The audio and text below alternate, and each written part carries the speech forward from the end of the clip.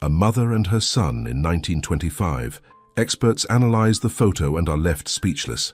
Dr. Sarah Mitchell adjusted her reading glasses as she carefully examined the contents of the donated estate collection at the Smithsonian's National Museum of American History. Among the dusty boxes of documents and memorabilia from the Henderson family of Chicago, one particular photograph caught her attention. The black and white image, dated 1925, showed a well-dressed woman in her 30s, standing beside a boy of perhaps 12 years old. They posed formally in front of what appeared to be a modest Chicago brownstone, both wearing their finest clothes.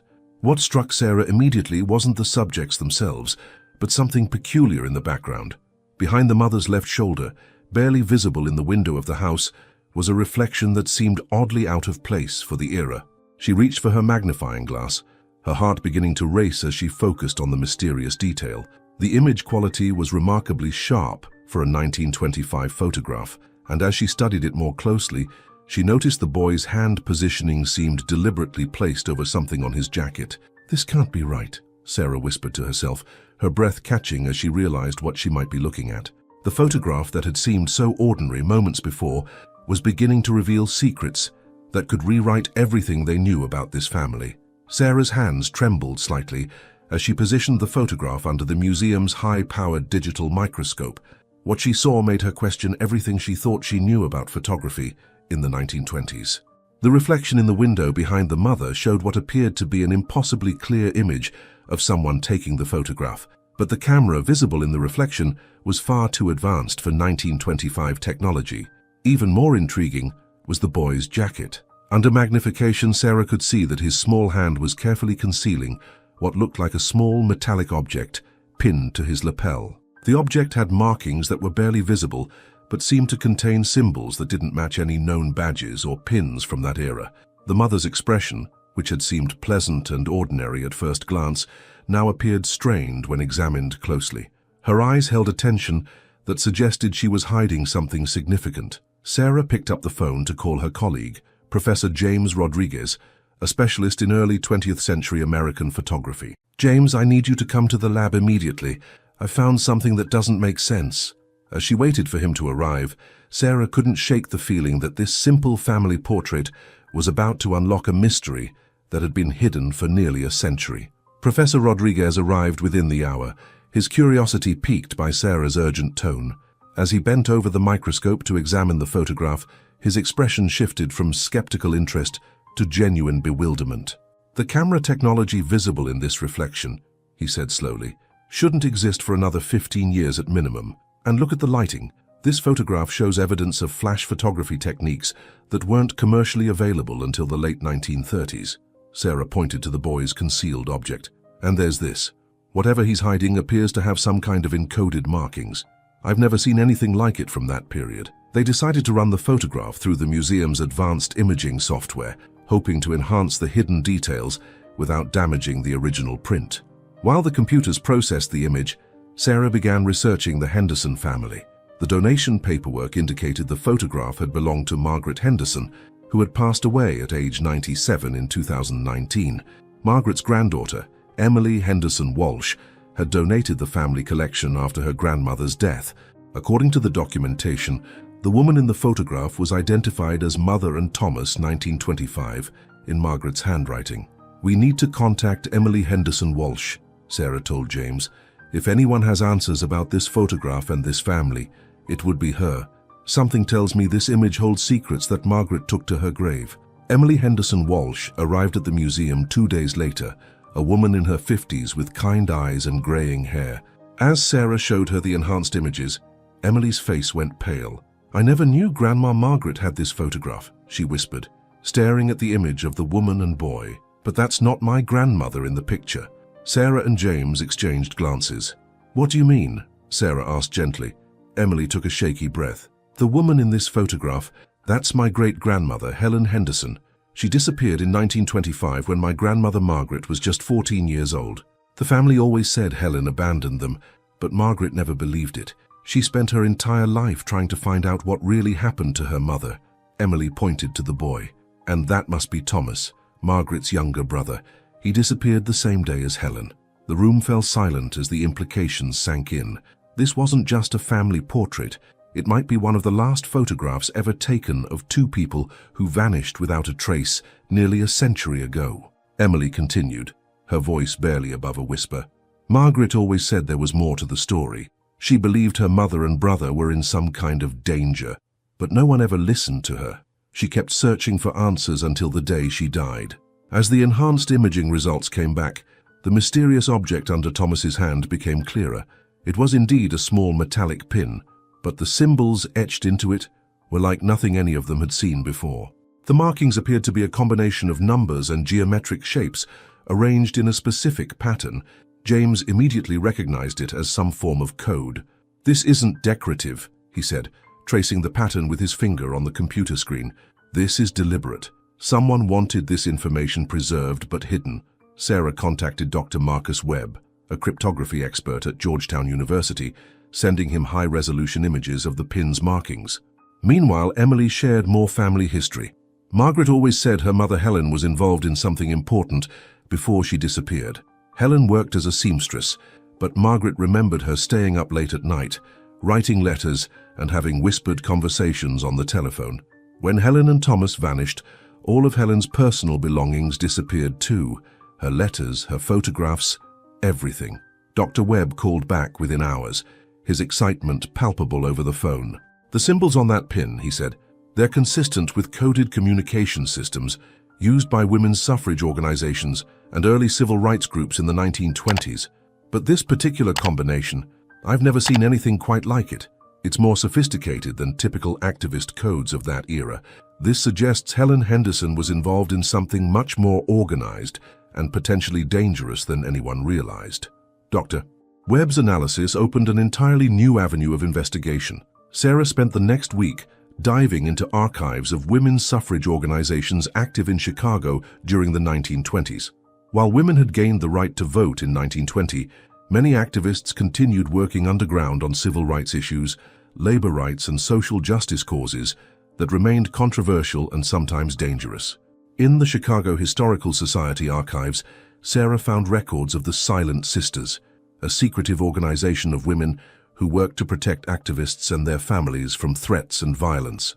The group operated between 1921 and 1927, helping relocate people whose civil rights work had put them in danger.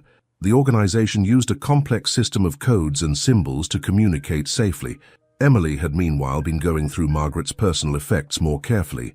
In an old jewelry box, she discovered a small piece of paper tucked behind the velvet lining.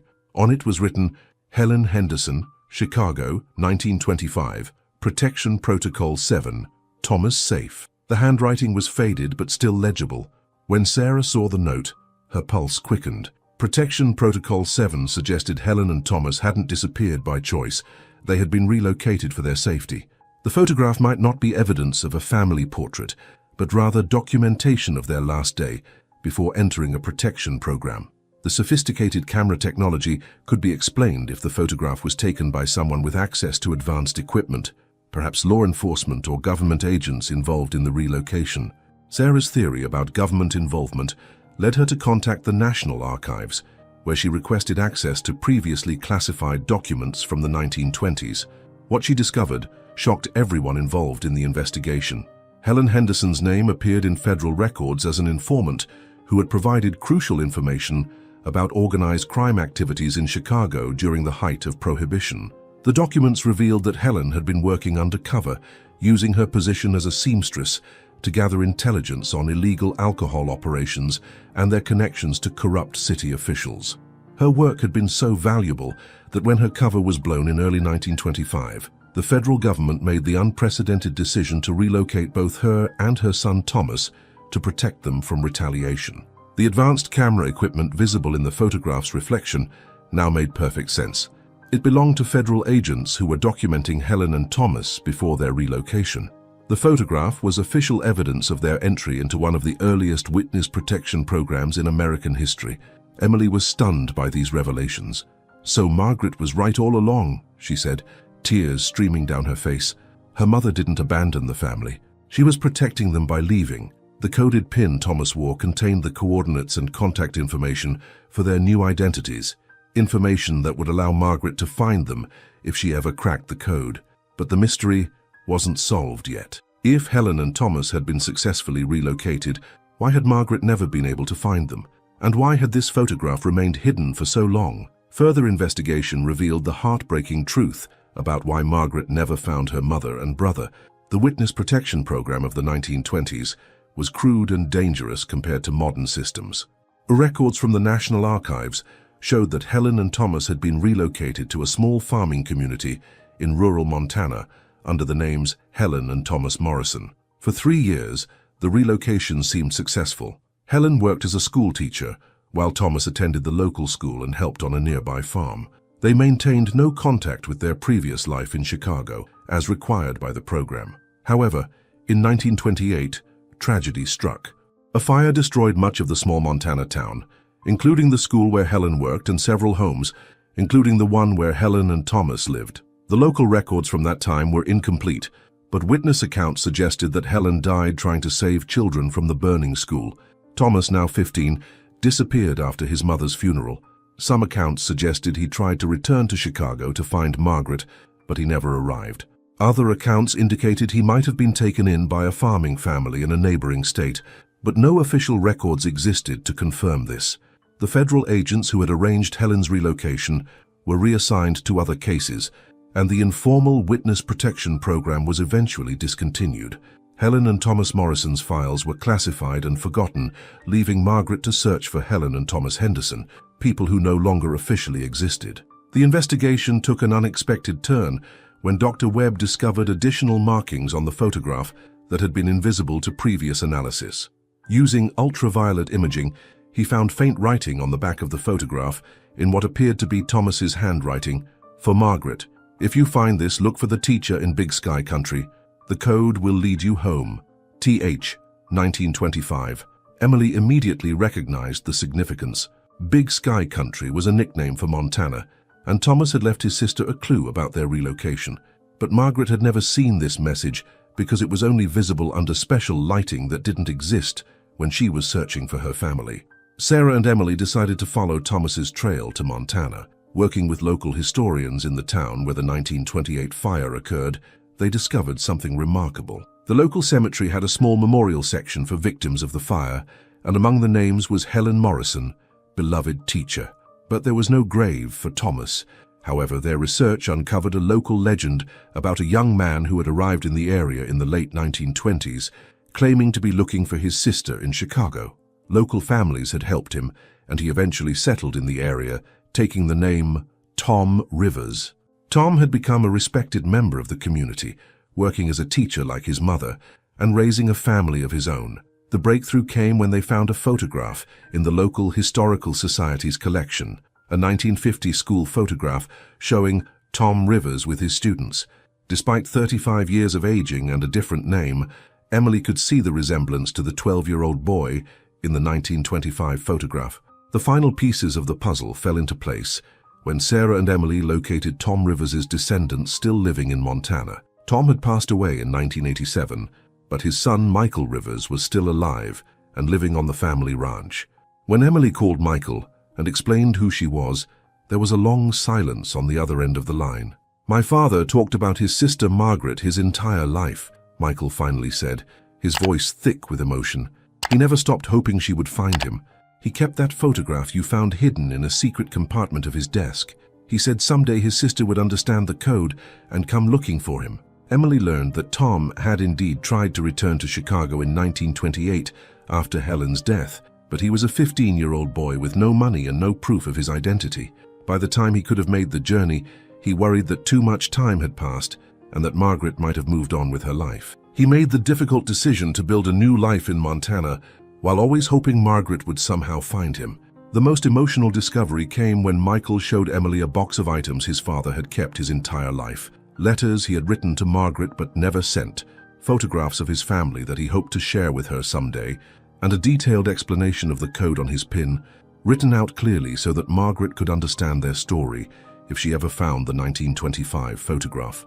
As Emily held these precious artifacts, she realized that Margaret and Thomas had been searching for each other their entire lives, separated by circumstances beyond their control, but never forgetting their bond. The photograph that had started as a simple family portrait had revealed a story of love, sacrifice, and the unbreakable connections between family members, even across time and distance. Margaret had died just 2 years before Emily would discover the truth, but Emily knew her grandmother would have been overjoyed to learn that Thomas had lived a good life, that he had never forgotten her, and that their mother Helen had died a hero, saving children's lives. The photograph, once analyzed by experts, had finally delivered the answers that Margaret had sought for nearly a century.